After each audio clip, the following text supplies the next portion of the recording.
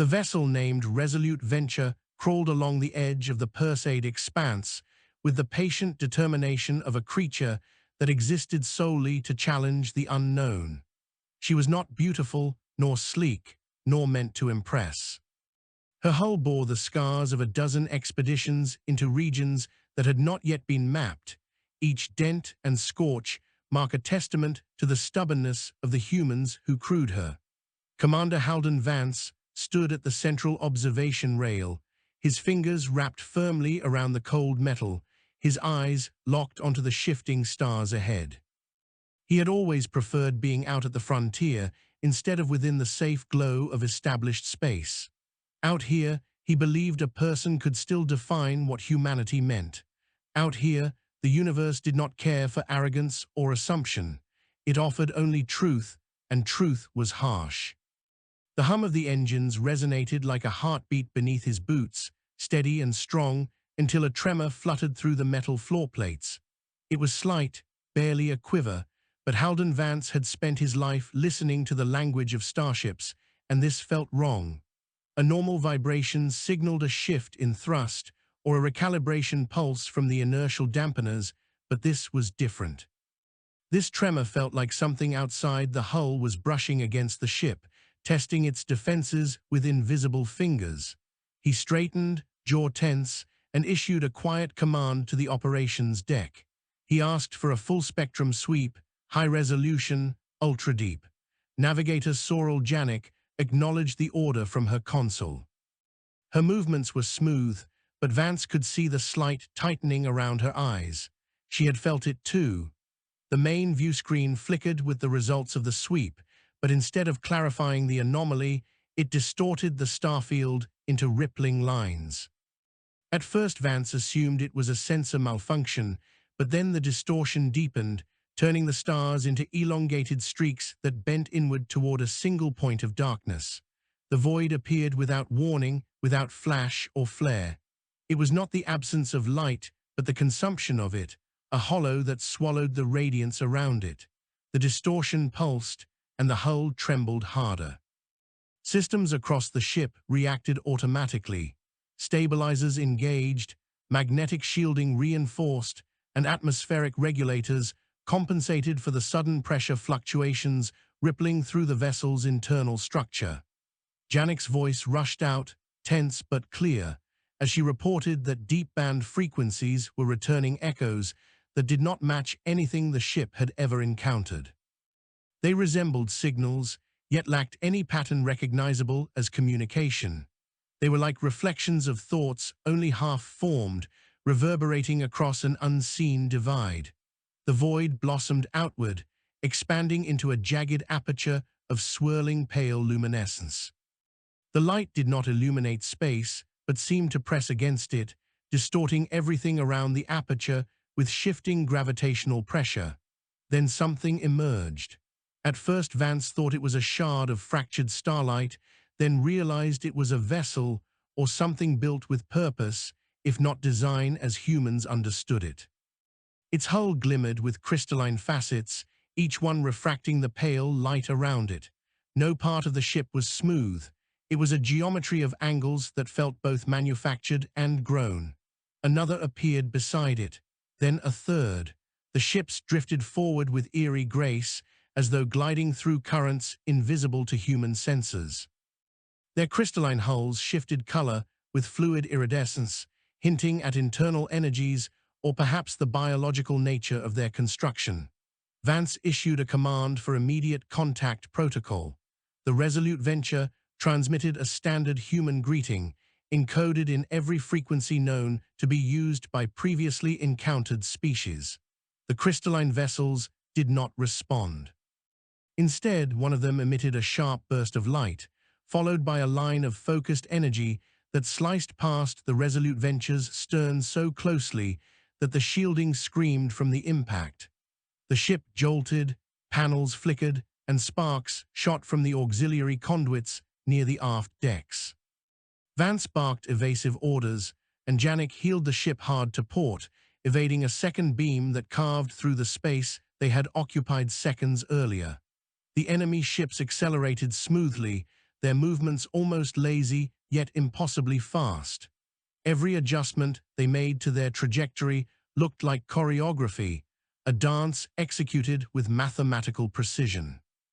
Sensors reported that the crystalline vessels were manipulating the gravitational environment itself, bending the paths of nearby matter to maintain optimal firing positions. Vance demanded options, but the ship carried only survey tools, plasma cutters, mineral lances, long-range resonance scanners. None of them were designed for war. The crystalline ships arced around the resolute Venture with predatory ease, hemming them in from three sides. Another beam grazed the shielding, sending a teeth-rattling vibration through the hull. Janek announced that they could not maintain evasion much longer. Vance's mind raced. Humanity had barely taken its first confident steps beyond its borders, and now something had found them, something powerful, efficient, and utterly uninterested in negotiation. He felt a flash of anger, sharp and cold. Humanity had always fought tooth and nail for survival, and he would not be the commander who let the first contact with a hostile species end in helpless surrender. Another tremor shook the ship, more violent than the others. Alarms blared. The forward shielding dropped to 60%. The crystalline vessels closed in. Vance drew a slow breath, forcing clarity into his thoughts. The enemy predicted their movements with perfect anticipation. That meant the enemy expected logic, efficiency, and strategic coherence. They expected patterns.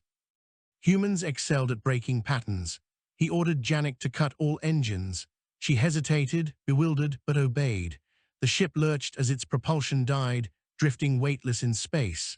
The crystalline vessels adjusted formation, momentarily thrown off by the sudden halt. That moment was enough. Vance commanded a full reactivation of the engines, all power redirected into a single violent forward burst. The propulsion spike shot the resolute Venture ahead like a projectile. The ship groaned threateningly, inertial dampeners struggling to counter the sudden force, but they held. Space warped behind them as the crystalline ships momentarily lost their predictive advantage. They recovered quickly, but not quickly enough. The resolute Venture shot into a debris field left from the collapse of an ancient moon. Massive rocky fragments tumbled across their path.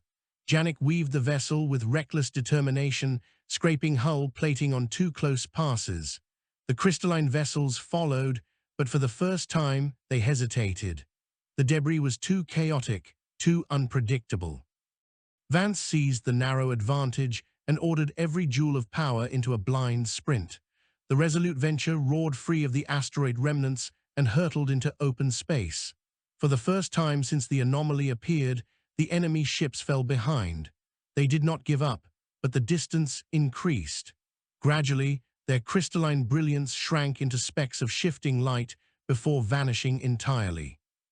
Vance exhaled slowly, feeling the sting of adrenaline ebbing from his limbs. Humanity was alive, barely, but alive. And whatever those crystalline beings were, they had not expected resistance. That was their first mistake. The bridge dimmed as auxiliary systems compensated for power loss, bathing the crew in a faint amber glow. Halden Vance steadied himself against the rail, breathing through the metallic bite of recycled air. His heartbeat had not yet returned to normal, but he pushed the physical strain aside. There was far too much to assess. Janek's hands moved across her console with the speed of instinct, rerouting cooling lines, stabilizing the battered shielding clusters, and patching the shorted conduits feeding the forward grid. Her hair clung to her temples with sweat, though her voice remained steady as she delivered status reports. The ship was damaged, but not crippled. Not yet. Vance listened without interrupting, analyzing each detail as she spoke. One engine was running at reduced efficiency due to debris embedded in the coupling vents. The starboard stabilizer had nearly burned out during the propulsion spike. Life support systems were operating at 93%, though they were drawing more power than usual due to the atmospheric fluctuations triggered by the anomaly. Most worrying of all, the long-range communication array had suffered harmonic distortion during the encounter, leaving their ability to send a clear distress signal uncertain at best. Vance absorbed the information with grim clarity. They had escaped, but only barely, and the enemy might not be far behind. As Janek worked, he accessed the ship's anomaly recordings. The data made no sense. The readings defied known physics, layering contradictory values as if the sensors could not agree on what reality near the aperture had been. Gravitational fluxes oscillated at multiple frequencies simultaneously. Light spectra returned inverted signatures. Subatomic drift occurred in patterns that failed to correspond with any theoretical model. It was as though the aperture had been a puncture in the fabric of normal existence, a gateway not simply to another region of space, but to a different physical paradigm altogether. He replayed the moment the crystalline vessels first emerged. Their hulls shimmered like structures grown from refractive minerals found in deep planetary mantles, yet they moved with unmistakable intent. Their beams carried an energy signature that human technology could not fully map. They were not firing plasma, photonic bursts, or coherent particle streams. The beams behaved as though they were compressions in the local fabric of space, sharp distortions that sheared through matter as easily as a blade through cloth. Vance studied the footage again, watching how they navigated, how they seemed to predict the Resolute Venture's movement. That prediction concerned him most. It suggested a level of computational or cognitive processing far beyond anything humanity had created. Or it suggested a collective awareness, one mind extended across multiple vessels, perceiving all possibilities and choosing the one that ensured optimal dominance. He felt an invisible pressure building in his chest. Human space had been peaceful for longer than most species in the galaxy ever experienced. There had been minor skirmishes with territorial cultures and occasional diplomacy failures, but no existential threats. For the most part, humanity had pushed outward with curiosity, ambition, and a stubborn optimism that the universe, though vast and dangerous, could be navigated with enough ingenuity. This encounter shattered that optimism.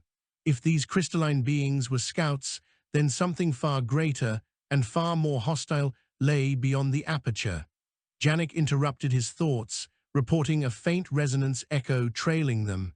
It was not a ship, nor debris, nor energy signature typical of propulsion drives. It was something more subtle. A lingering vibration in the medium of space itself, as though the crystalline ships had left behind a marker, a tracker, a tether. Vance's jaw tightened. If these beings could manipulate the fabric of space, they could easily follow that tether to its origin. Humanity's home territories would be vulnerable. He ordered the resonance dampeners activated at maximum output, instructing Janek to modulate them continuously to avoid establishment of a stable counterfrequency. The dampeners hummed faintly as they pulsed waves outward to disrupt the tether, scattering its coherence. After several minutes, the echo faded, but Vance did not feel relief. He recognized the pattern of hunters, not explorers. These beings would not simply give up because their tether dissolved. They would search until they found what they sought, and they would bring more than 3 vessels next time. Chief Systems Analyst Renfer Kalin arrived on the bridge, still wearing a half-fastened utility harness. He had been deep in the ship's resonant core maintenance bay during the escape, analyzing fluctuations in the primary matrix that had nearly overloaded when the anomaly surged. His eyes, usually bright with inquisitive thought, now held exhaustion and dread. He carried a handheld display loaded with data logs. Without waiting for an invitation, he approached Vance and spoke in a hushed tone. He explained that the anomaly was not a random cosmic event, nor was it a natural rift caused by gravitational stress. The energy signature embedded within the distortion suggested engineered patterns, intentional modulation of subspace resonance fields. In other words, a gateway, not an accident, not a natural phenomenon. A doorway constructed by an intelligence capable of bending the structure of reality. Vance felt the breath leave him in a short exhale. The crystalline ships had not merely stumbled upon them. They had come through a doorway built for the purpose of travel. That meant these beings could open more. That meant they could appear anywhere. Kalin added another disturbing detail. The ship had unintentionally captured a faint whisper of communication between the crystalline vessels, though it was not communication as humans understood it. It resembled a harmonic exchange, a series of synchronized modulations in energy frequency that matched the oscillations observed in the aperture. It suggested a species that communicated through resonance itself. And worse, the resonance patterns hinted at a shared consciousness across multiple units. They were not separate ships. They were facets of a whole. Vance silenced the rising unease within him. Panic would serve no purpose. Humanity had faced the impossible before and endured. They would endure again, but they needed to warn the frontier outposts. They needed to deliver the data to Horizon Spire, the central defense and research base guarding the edge of human territory. He ordered Janek to plot the fastest possible route. She nodded, though worry flickered across her features. The communication array remained unstable. The only guaranteed method to alert Horizon Spire was to physically reach it. At their current speed, and with their damage, they were still far enough away that any further encounter with the crystalline beings would be fatal. Vance placed a steadying hand on the rail, grounding himself in the moment. They had escaped, yes, but this was only the beginning. He could feel it in his bones, the way a storm sailor sensed the swell of gathering winds. Something vast had awakened. Something had turned its gaze toward humanity, and it would not look away. He issued instructions for all hands to remain at high alert, medical teams to treat the injured, engineers to reinforce every system that had taken damage during the escape. He walked the length of the bridge, each step measured, projecting the calm authority his crew needed. Yet inside him, a fire was building, rage at the unprovoked attack, and resolve that humanity would not be erased, not by these crystalline beings nor any other. When he returned to the central rail, Janek announced that course corrections were set. The resolute venture leaned into its new trajectory, engines burning as brightly as their damaged state allowed. Far behind them, the space where the anomaly had opened flickered once, just a faint ripple, but enough to send a chill down every spine aboard. The crystalline beings had not finished with them, and Halden Vance knew he had just witnessed the first spark of a conflict that would shake the foundations of existence itself. The hours that followed blurred into a relentless sequence of repairs, recalibrations, and quiet dread. The resolute venture pushed through the void with an uneven rhythm, its wounded engines emitting a low rumble that resonated through the ship like the growl of a tired beast refusing to collapse. Halden Vance allowed himself no rest. He moved from station to station, absorbing updates, issuing directives, and reassuring the crew with the unspoken confidence of a commander who had survived more close calls than he cared to count. Yet even he felt the strain gnawing at the edges of his resolve. The encounter had rattled him in ways he struggled to admit. Humanity had crossed paths with hostile species before, but never one capable of rewriting the physical world with such ease. The crystalline vessels had not simply attacked, they had dominated the battlefield with effortless manipulation of natural forces. Vance knew that humanity stood at a precipice. If these beings chose to push deeper into human territory, they could strike at colonies and settlements that were completely unprepared. The frontier outposts housed families, scientists, traders, and explorers who believed the most dangerous threat they might encounter was an aggressive fauna species or an unexpected cosmic storm. None of them were ready for crystalline warships emerging from ruptured reality. He had to reach Horizon Spire. He had to deliver the warning. Communications Chief Allura Wynn approached him with a report that made his stomach tighten. The harmonic distortion in the communication array had spread to neighboring circuits, suggesting that the attack had embedded something within the system, some form of residual resonance still cycling through the ship's internal architecture. She believed the crystalline vessel's energy beams had left behind a signature that interfered with human electronics. It was not sabotage, not in the intentional sense, but the byproduct of an energy form incompatible with conventional circuitry. Yet the effect was the same. Their long-range communications were unreliable, possibly even compromised. Vance ordered the array isolated from the main power grid and requested Wynne begin a manual recalibration. She nodded but warned that the resonance imprint might be too deeply embedded to remove without completely rebuilding the array. Rebuilding it would take days. Days they did not have. Vance stared at the cracked display panel showing the expanding starfield ahead. Horizon Spire lay far beyond that glittering tapestry, a fortress of human ingenuity and stubborn defiance. If they could just reach it, everything could change. Humanity would have a chance to prepare, to innovate, to adapt, as it always had. But the path was long, and the enemy was watching.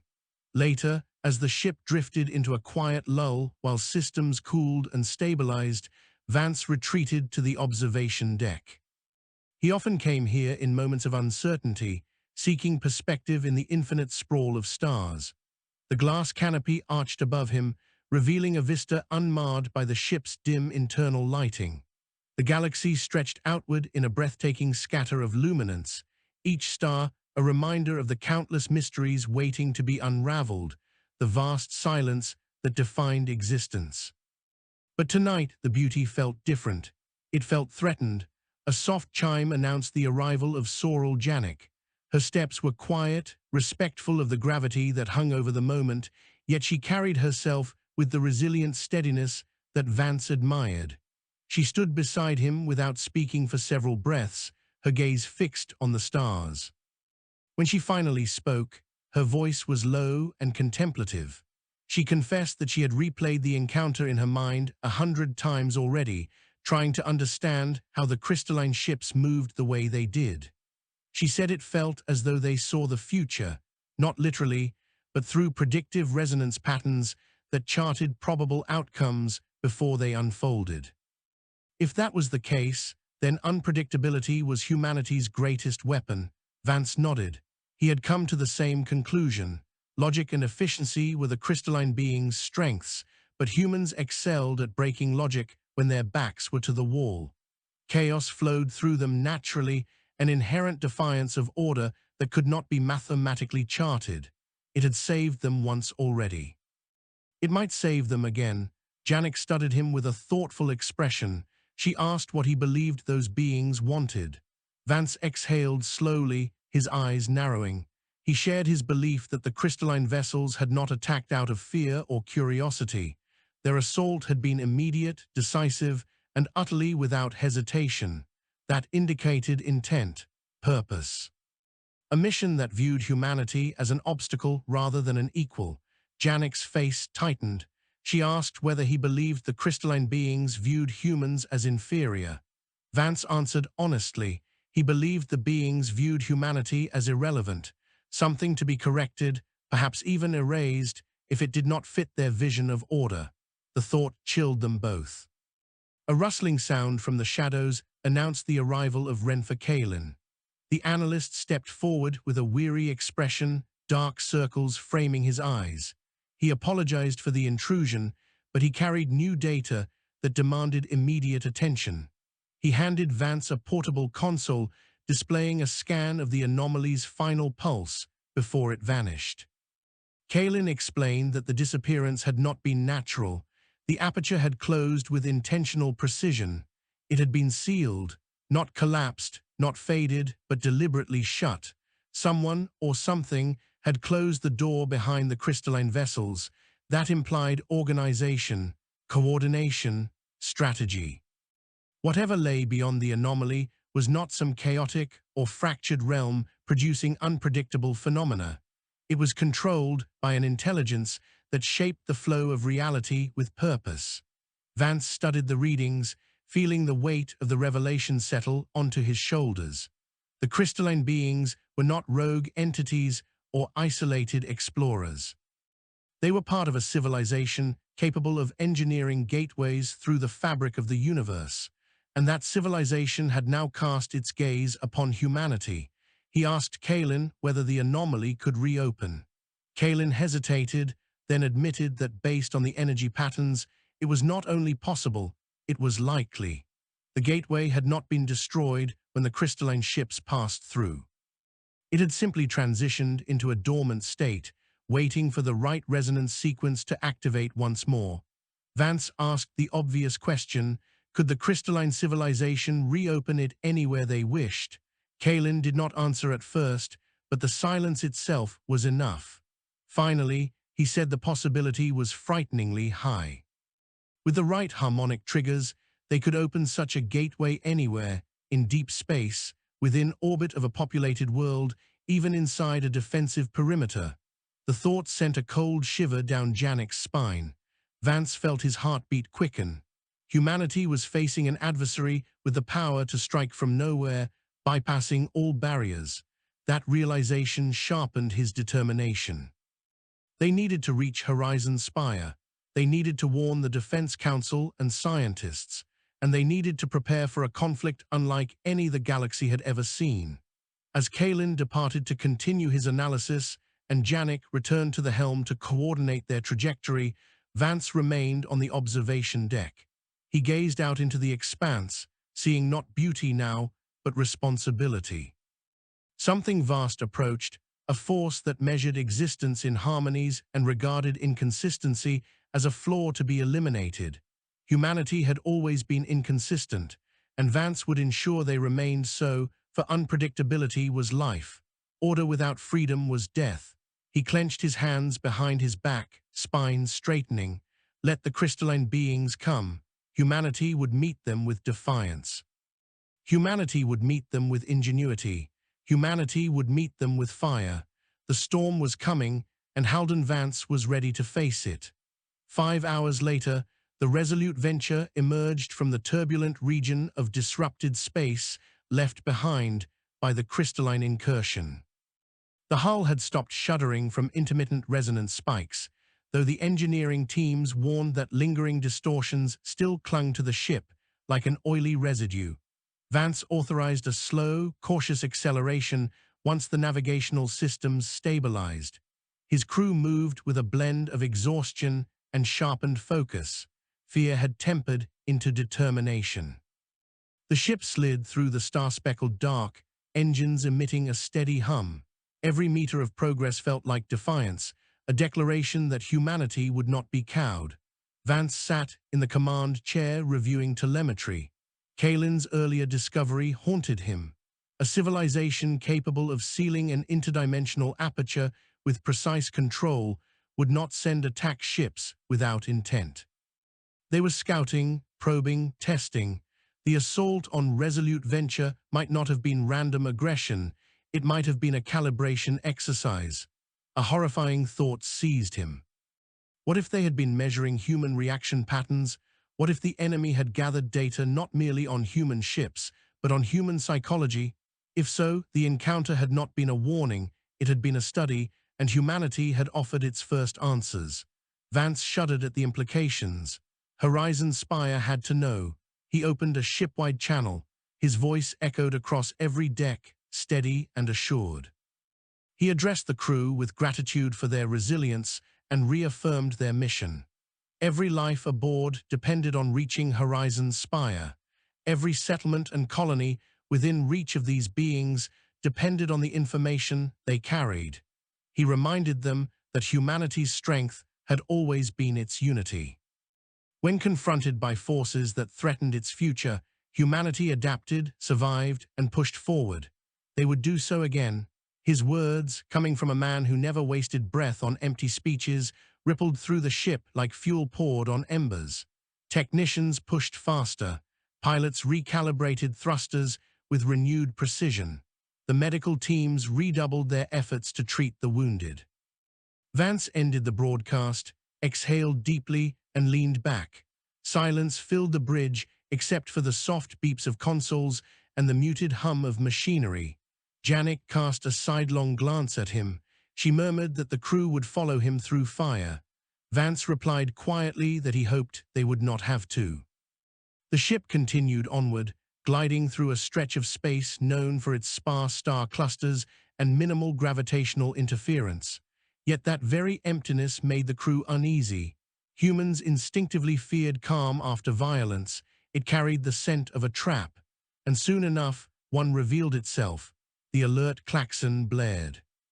The sensors officer, Kelran Tov, announced an anomaly ahead, faint, erratic, and pulsing in rhythmic intervals. The pattern resembled the resonance signature left behind by the crystalline vessels, though weaker and unstable. Vance's jaw tightened. He ordered a full-spectrum scan and commanded the ship to maintain distance. Tov complied, fingers darting across the console. Data flooded the display, lines of shifting figures streaming upward like cascading rain. The anomaly fluctuated in intensity but did not stabilize. It was not a gateway, it was not opening, it was decaying. Kalen arrived on the bridge at a near run, his expression alert and grim. Tov transferred the data to Kalen's portable slate. Kalen studied it, his eyes narrowing. He reported that the anomaly appeared to be the fragment of a collapsed aperture, one that had been left to die. Vance asked if it had been created by the crystalline civilization. Kalen nodded, but added something more troubling. This fragment had not collapsed on its own. It showed signs of violent disruption, as though something had forced it shut prematurely. Janek leaned forward. She suggested the possibility of internal conflict among the crystalline beings. Kalen shook his head. The energy residue suggested an external force. Vance asked what kind. Kalen hesitated, then admitted he did not know. Whatever had closed the aperture fragment had done so using a method unlike the precise sealing witnessed earlier. This disruption had torn rather than folded. Something else was at play, something powerful. Vance's thoughts churned. If another entity existed with the ability to interfere with crystalline gateways, that entity might be friend or foe, or something altogether indifferent to humanity. Before he could dwell further, Tov announced that the anomaly was projecting something. Not a transmission, not a message, but a physical object drifting at its center. Vance ordered visual magnification. The main screen shifted, focusing on a small metallic structure tumbling slowly. It appeared to be a probe, human in design. Janek recognized the model immediately. It was an exploration probe used by the frontier science fleets. Its frame was scorched, its outer shell cracked. Vance ordered retrieval. A shuttle team launched with precision, bringing the probe aboard with careful navigation around the unstable energies. Vance arrived in the hangar bay as engineers surrounded the damaged device. Its power core flickered with intermittent sparks. Kalen joined him, working with the team to access the probe's memory records. After several tense minutes, they succeeded. The memory core activated, projecting a fractured but decipherable log. The log displayed visuals from the probe's final hours before sustaining damage. It had been surveying a sector far from established routes when it detected a crystalline anomaly. As it approached, crystalline vessels emerged, much like those encountered by Resolute Venture. But what happened next sent chills across the assembled crew. Another entity appeared. Its form was obscured by distortions, a mass of shifting luminescence that moved not through space, but through the fabric of reality itself. It collided with the crystalline vessels, unleashing waves of distortion that ripped through their structures. The vessels fractured, their crystalline bodies cracking and collapsing into shards. The entity then lashed out at the anomaly itself, tearing it apart with violent, uncontrolled bursts of energy. The aperture imploded. The recording ended. The hangar fell silent. Kalen reviewed the data repeatedly, his expression pale. He confirmed that the entity was not crystalline. It was something fundamentally different, something operating with chaotic resonance rather than harmonic precision. Janek muttered that an uncontrolled force was loose in the galaxy. Vance felt a growing weight settle within him. The crystalline civilization was not the only threat. A chaotic entity, powerful enough to shatter crystalline vessels, existed, and it had no discernible pattern or intent. Humanity was caught between two forces, one obsessed with absolute order and another that represented raw disorder, unrestrained and destructive. For the first time since the encounter, Vance felt true fear, not for himself, but for humanity, for the civilizations that could be swept aside by forces they barely understood. He needed Horizon Spire more than ever. They needed scientists, strategists, and every brilliant mind humanity possessed. Kalen approached Vance quietly. He said that the chaotic entity might have noticed the probe before destroying the anomaly. If so, it might be aware of humanity. Vance swallowed hard. He asked whether the entity might seek them out. Kalen simply said that entities of such nature did not seek, they responded. And humanity, by observing it, might already have triggered a response. Vance closed his eyes for a moment, centering himself. Then he straightened. There was no turning back. Horizon Spire awaited. Humanity awaited. And he would face whatever came next with unyielding resolve. He ordered the crew back to positions. They accelerated once more toward the distant beacon of Horizon Spire, carrying with them the knowledge that the galaxy was far more dangerous than they had ever imagined. And the true storm had only begun to gather. The hours blurred as the resolute venture pressed on, engines humming a tense cadence that matched the anxious rhythm of the crew's hearts. Every crew member moved with careful precision, their motions a choreography dictated by urgency and fatigue alike. No one spoke unless necessary. The bridge was a sanctuary of measured actions and whispered updates, the soft clatter of consoles punctuating the uneasy silence. Vance remained at the observation rail, scanning the stars, knowing that each point of light might conceal threats unimaginable, each dark patch a potential harbinger of peril. He considered the chaotic entity reported by the probe. Its nature defied understanding, a force without discernible order, yet capable of dismantling beings that manipulated reality itself. Humanity had long relied on calculations, strategy, and foresight, yet none of those tools would be sufficient against such an opponent. Survival would demand adaptability, intuition, and the audacity to exploit unpredictability. Janek's hands danced over her controls, correcting microdrifts in the ship's trajectory caused by lingering gravitational perturbations. Vance noted the precision with which she adjusted, each movement smooth, anticipatory.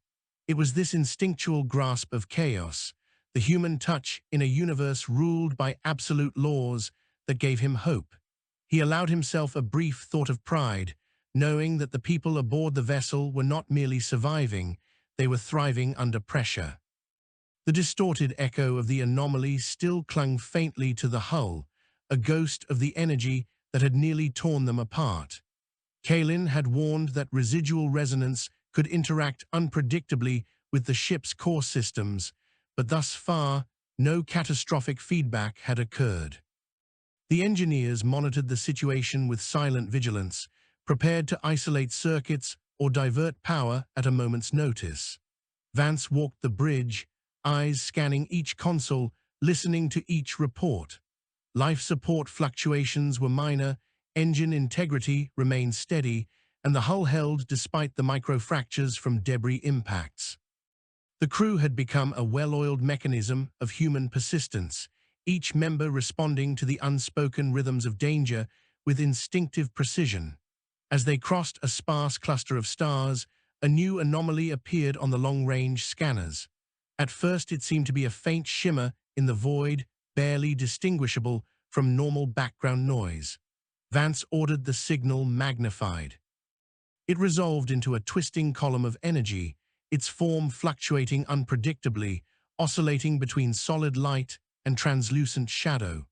The readings were chaotic, mirroring the energy signature left behind by the unknown entity that had destroyed the anomaly observed by the probe. Janek frowned, her fingers frozen above the interface. "It's alive," she whispered, a statement more instinctive than analytical. Vance nodded, understanding the weight of her words. Whatever this was, it was not a machine, not a ship, not a creature in any sense humanity had catalogued. It existed as a force, a presence, an intelligence that operated beyond conventional comprehension. Kalin confirmed the readings. The entity radiated energy in patterns that defied known mathematics, the pulses neither random nor regular, existing in a state that challenged the fundamental principles of physics. It did not merely occupy space, it influenced it. The ship's instruments reacted subtly, instruments that had been perfectly calibrated just minutes earlier now reported conflicting data.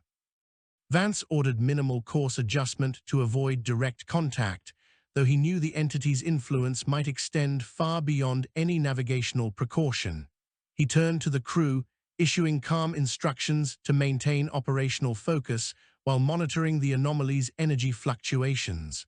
No alarms, no panic, precision and awareness. Humanity's survival depended on it. Hours passed as the resolute venture maintained a careful distance.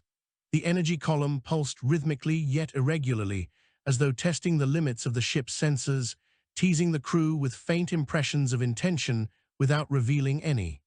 The human vessel remained intact, shielded not by superior firepower, but by calculated restraint and understanding of the environment.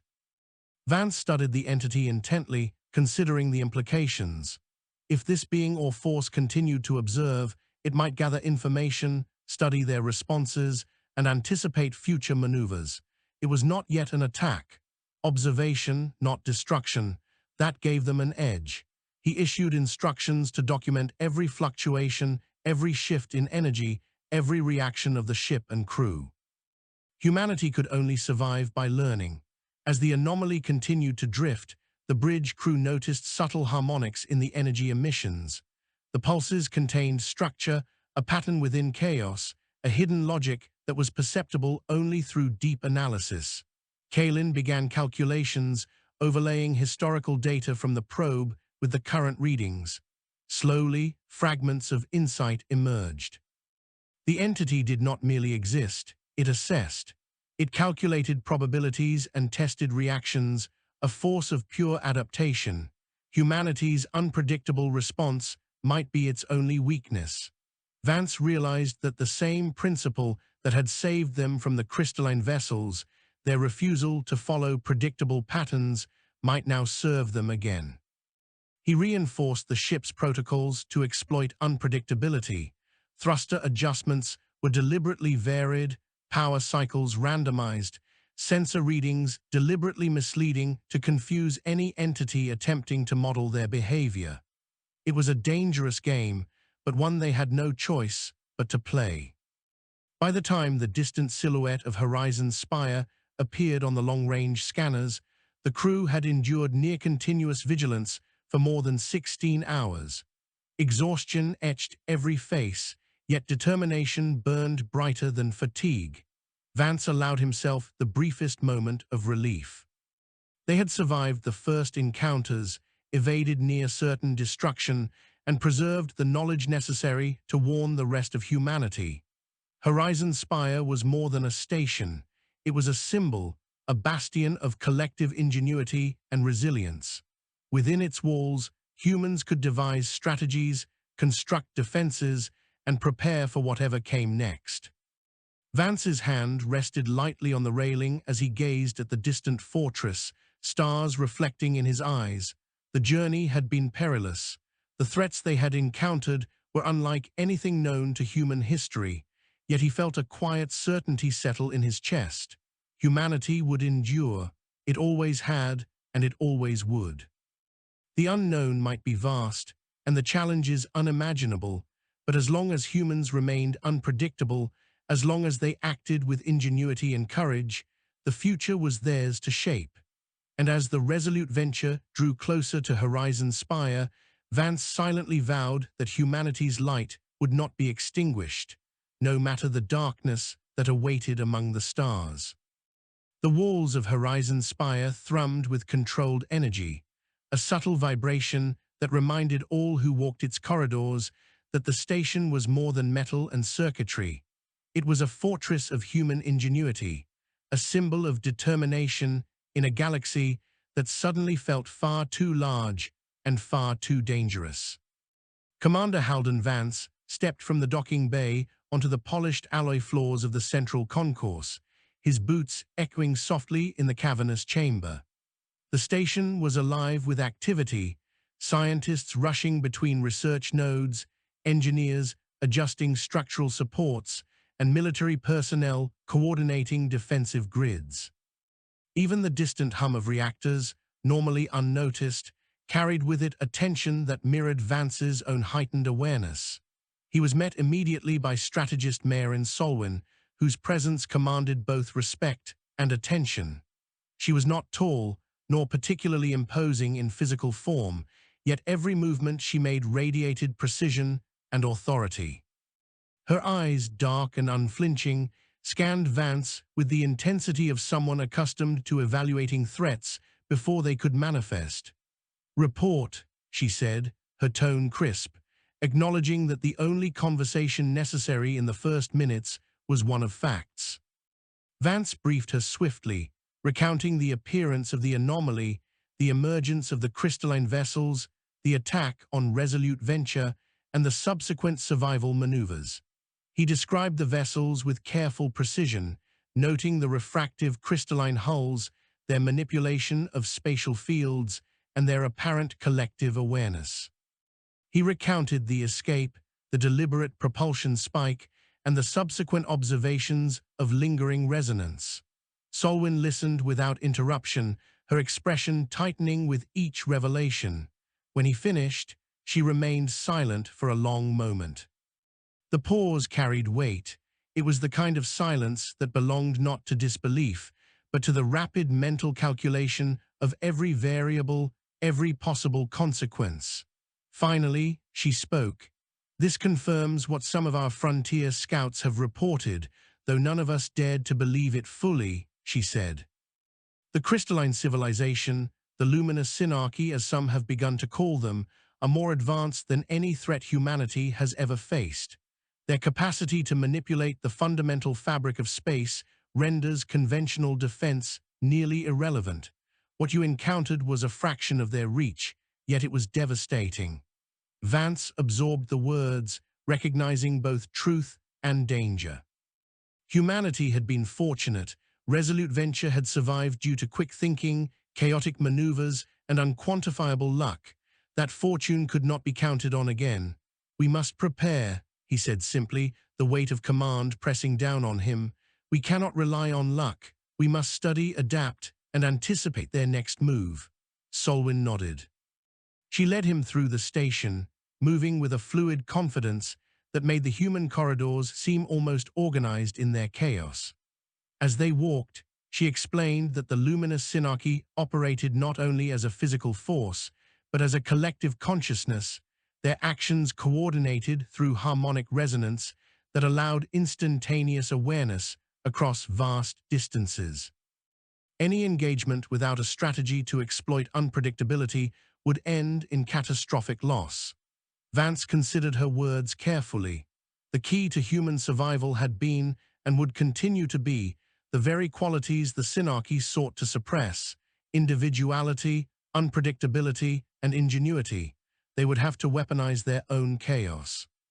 Solwyn led him to the research sector, where holographic displays swirled with streams of data pulled from Resolute Venture and other long-range scouts. Engineers and scientists huddled over projection arrays, analyzing the fractured resonance readings left behind by the crystalline vessels. The displays flickered with energy densities, harmonic frequencies, and spatial distortions. Vance studied them with intense scrutiny. One pattern emerged repeatedly. The Synarchy reacted with precise predictability to stimuli that conformed to conventional logic, yet every deviation in behavior disrupted their coordination. This was the moment of insight.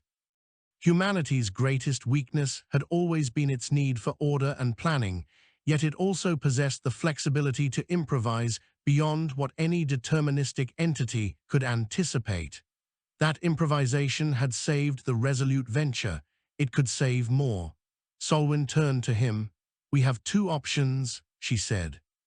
"We either fortify our borders, attempting to survive until we can develop sufficient countermeasures, or we engage proactively, drawing the Synarchy into conditions where human unpredictability gives us the advantage."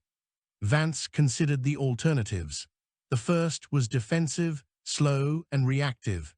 It risked losses across colonies and outposts before a meaningful counterstrike could be formulated. The second required boldness, strategic audacity, and the courage to place humanity in direct confrontation with a civilization that had mastered physics beyond comprehension. He made his choice without hesitation. "We engage. We cannot cower while they study and prepare. If we force the encounter, we control the battlefield, not them." Solwyn's eyes reflected approval. She ordered the construction of decoy vessels, small, fast ships with high-yield energy cores designed to destabilize resonance fields when targeted by the Synarchy. They were crude but effective, meant not to destroy the enemy directly, but to sow confusion, to break the predictable patterns the crystalline ships relied upon. Engineers worked around the clock, reinforcing hulls, calibrating power matrices, and implementing experimental resonance disruption technology. Vance oversaw each phase, making decisions on deployment, trajectory, and timing. Months of preparation condensed into a few frenetic days. The crew of Resolute Venture was reassigned to training regimens, adapting their piloting and response techniques to maximize chaotic maneuvers. Navigators studied patterns of enemy movement, analysts created simulations of encounter scenarios, and engineers fine-tuned energy modulators to respond dynamically to changes in the Synarchy's tactics. During a briefing in the Central Strategy Chamber, Solwyn unveiled the operation plan. The decoy vessels would be sent ahead of the main fleet, designed to lure the crystalline scouts into areas where resonance interference could be amplified. The human fleet would follow in a staggered formation, executing maneuvers deliberately unpredictable, exploiting the Synarchy's reliance on coordinated patterns. Vance listened, absorbing every detail. The plan was audacious, risky beyond measure, yet it was rooted in humanity's singular strength, its ability to act beyond expectation. He walked among the crew during training exercises, observing, correcting, encouraging. Each pilot learned to embrace unpredictability, to make instinctive choices rather than calculated ones. Every crew member was reminded that rigid protocol could be as dangerous as enemy fire. Their survival depended upon adaptability and courage, the very traits that had allowed humans to colonize a galaxy filled with dangers too numerous to enumerate. Days before deployment, Vance convened a council with Solwyn, Kaelin, Janek, and other senior officers. They reviewed the latest simulations, energy readings, and reconnaissance reports.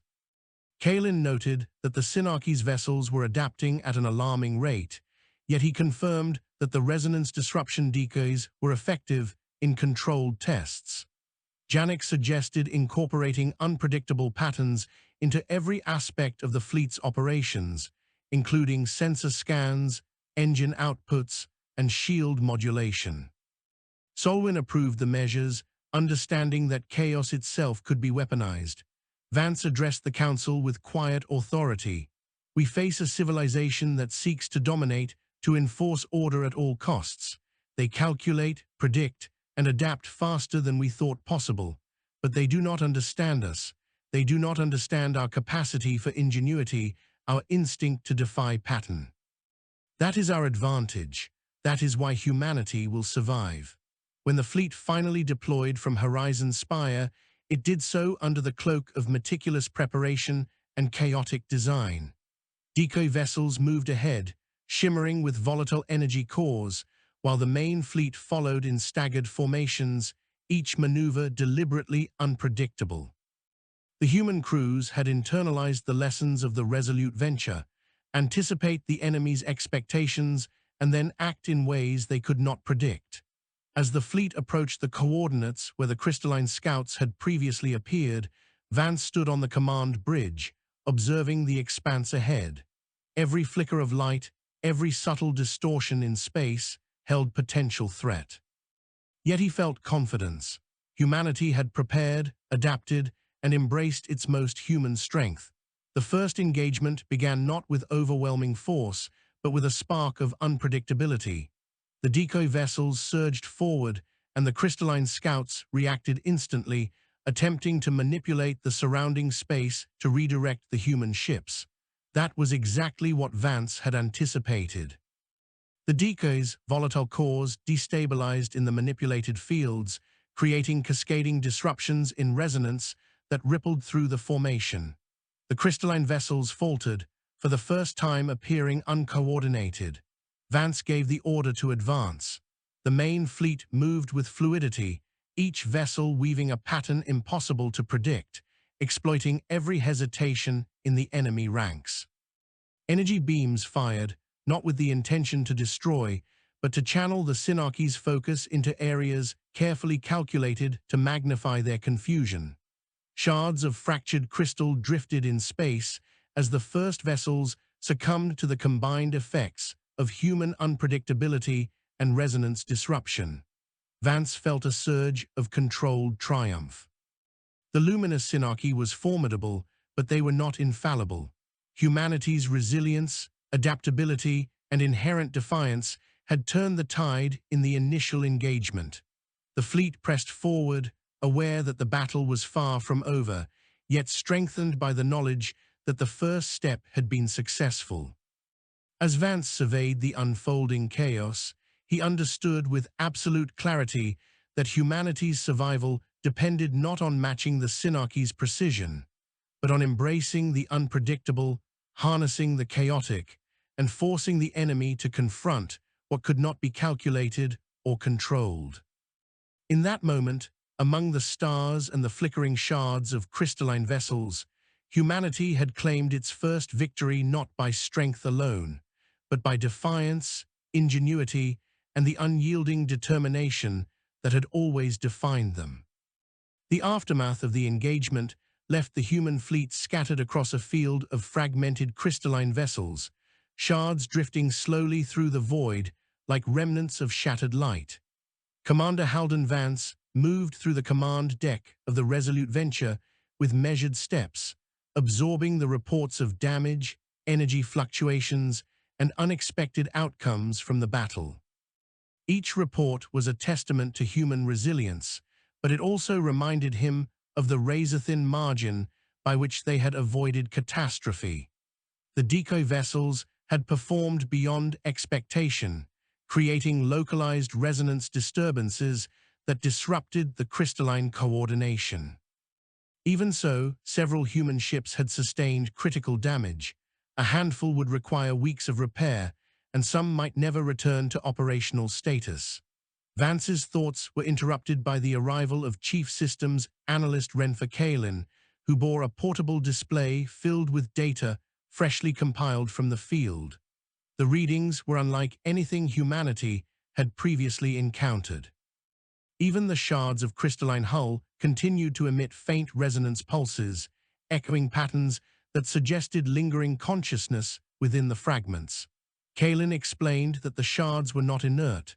The crystalline civilization's structures were partially self-aware, capable of reassembling or reacting to external stimuli.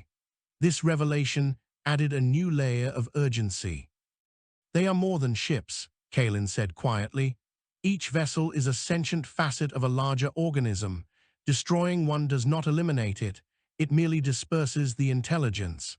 Vance considered this as he traced the visual data of the drifting shards.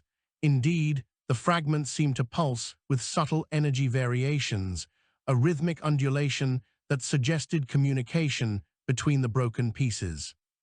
Solving this would require ingenuity, improvisation, and an understanding of resonance patterns far beyond conventional analysis. Vance turned to the navigators and strategists assembled in the command chamber. He reminded them that the fleet's advantage came not from overwhelming firepower, but from human unpredictability, coordinated improvisation, and the capacity to act outside predictable patterns. "We cannot assume the Synarchy will behave as it did before," he said firmly.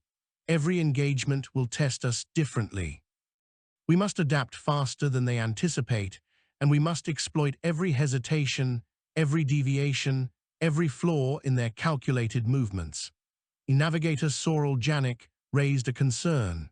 The residual resonance from the crystalline shards was interfering with the fleet's long-range sensors, creating blind spots in space. These distortions could conceal additional scouts, dormant vessels, or unexpected anomalies. Vance acknowledged the danger, but he also recognized opportunity. Blind spots in the human fleet's sensors could be countered by patterns of movement designed to remain unpredictable, making it impossible for the Synarchy to distinguish between actual threats and deliberate decoys. He ordered a comprehensive strategy. All vessels would adopt a fluid formation that constantly shifted, engines pulsing at irregular intervals, weapon systems firing in semi-random patterns calibrated to maximize confusion. Engineers were instructed to create variable energy signatures that could mimic different types of ships, presenting the appearance of a larger and more diverse fleet than actually existed. The crew embraced the strategy with determination. Human adaptability had always been their strongest asset, and now it became a deliberate weapon. As preparations continued, Vance turned his attention to the broader implications of the battle. The Synarchy's intentions remained opaque. They had attacked without warning, yet they had also withdrawn when their coordination was disrupted. This suggested that they were not simply seeking conquest, but testing, measuring, evaluating. Each encounter was part of a larger experiment, and humanity had already provided data they could never fully erase. Solwyn joined Vance, her expression thoughtful but resolute. "We cannot rely on mere defense," she said. "Every maneuver, every calculation, every engagement must assert our unpredictability. We must force the Synarchy to react, to abandon their patterns, to expose themselves to human strategy." Vance nodded, agreed. "The first step is survival. The second is understanding. The third is taking initiative. We cannot allow them to dictate the tempo of conflict." Days passed as the fleet moved deeper into the sector once occupied by the crystalline scouts. Each hour brought new challenges. Residual energy distortions caused minor malfunctions. Fragments of crystalline shards emitted erratic pulses that interfered with shields, and sensor readings frequently contradicted each other. Yet the human fleet adapted continuously, improvising solutions in real time and exploiting every anomaly to their advantage. During one particularly tense interval, the fleet detected a secondary formation of crystalline ships emerging from a sector previously deemed clear. They approached silently, their refractive hulls refracting the starlight with an almost hypnotic brilliance. Vance issued immediate orders. The decoy vessels surged ahead, engines fluctuating in deliberate chaos, while the main fleet moved in staggered, shifting formations. The crystalline ships reacted instantly, attempting to realign their coordination. The decoys released bursts of energy that disrupted the Synarchy's harmonic resonance, scattering the fleet into fragmented vectors. Shards of crystalline vessels fractured under the destabilizing pulses, but the Synarchy adapted faster than anticipated, closing gaps and re-establishing partial coordination. Vance observed, calculated, and adjusted in real time. The human advantage lay not in static planning, but in adaptive improvisation, exploiting the Synarchy's reliance on harmonic predictability. Hours of maneuvering culminated in a decisive moment. The Synarchy's formation faltered briefly, a gap appearing between vessels, which Vance immediately identified as an opportunity. He ordered a coordinated surge. Vessels accelerated in unpredictable arcs, energy weapons fired at intentionally varied intervals, and engine pulses created chaotic interference patterns. The crystalline ships were forced to react instantaneously, their previously coordinated harmony disrupted. Shards of fractured vessels collided with others, causing cascading damage that further amplified confusion. The human fleet pressed the advantage, pushing the Synarchy into increasingly erratic positions. Each maneuver required precise calculation, yet the key to success was unpredictability, actions that the Synarchy could not anticipate. By exploiting chaos itself, humanity created conditions in which the more advanced civilization could be outmaneuvered, even with superior technology. As the engagement continued, Vance reflected on the underlying principle of their success.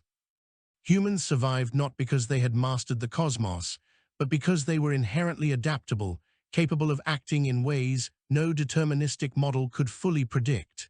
Their ingenuity, courage, and instinctive defiance of pattern became a weapon against forces that relied on calculation, precision, and coordination. Yet Vance also recognized that the Synarchy would learn from every encounter. They were relentless in adaptation, and the next engagement would likely be even more formidable. Preparations for future encounters had to be continuous. Data collected from the current battle would be analyzed, strategies revised, and vessels retrofitted with enhanced resonance disruption systems.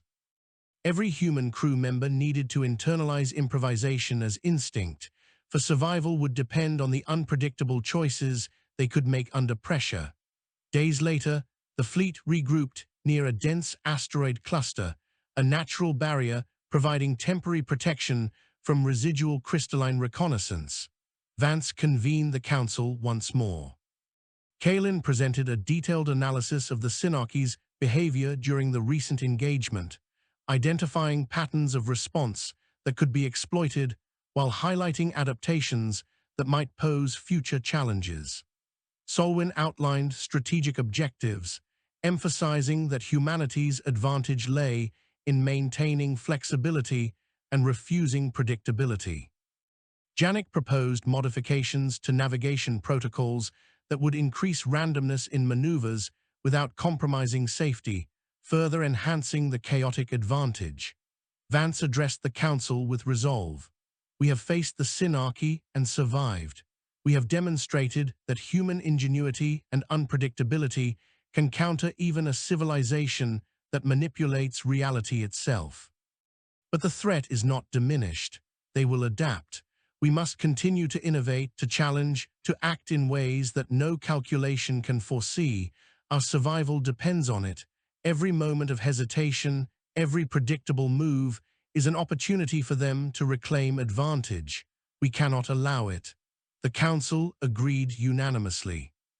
Work resumed immediately, crews preparing for the next engagement while integrating lessons learned from previous encounters. Engineers reinforced hulls, calibrated weapons, and expanded the resonance disruption networks.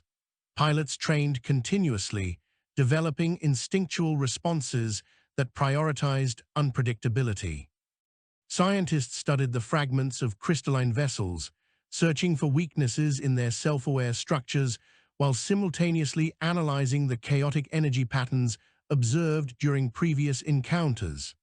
Weeks passed, each day a careful balance of vigilance, preparation, and adaptation. Humanity's reach extended, its influence in the sector strengthened by knowledge gained from the initial engagement. The resolute venture remained central to operations, its crew seasoned by survival and instinctively attuned to the demands of irregular warfare. Vance spent hours with Janik reviewing navigation data, predicting potential scenarios, and practicing maneuvers that exploited chaotic outcomes. Each exercise reinforced the principle that human unpredictability was a force the Synarchy could not fully model or control. Finally, reports arrived of a distant energy disturbance, subtle but unmistakable. The Synarchy was moving once more. Its intent remained unknown, but the presence of harmonic distortion suggested reconnaissance, possibly an advance strike. Vance convened the fleet. Pilots were briefed, Engineers finalized calibration, and strategists plotted multiple contingency plans. Every vessel, every crew member, understood the principle that would guide them. Unpredictability was strength, improvisation was survival, and humanity's ingenuity would be the weapon that allowed them to endure against forces that seemed unstoppable. As the first signals of the crystalline advance reached human sensors, Vance felt a mix of determination and grim satisfaction. Humanity had faced annihilation and survived. They had fought against a civilization capable of manipulating reality itself, and by embracing what made them fundamentally human, they had gained the first advantage. The coming engagement would test them further, but for the first time, humanity was not merely reacting. They were shaping the battlefield through defiance, ingenuity, and chaos. Halden Vance gazed across the bridge, the stars stretching infinitely beyond the viewport. The next battle approached, inevitable and relentless, yet he knew humanity had discovered the principle that might ensure survival. The Synarchy would adapt, but humans had learned something equally vital. Survival in a universe governed by precision and order demanded unpredictability, courage, and the relentless pursuit of ingenuity. And humanity, he realized, would endure.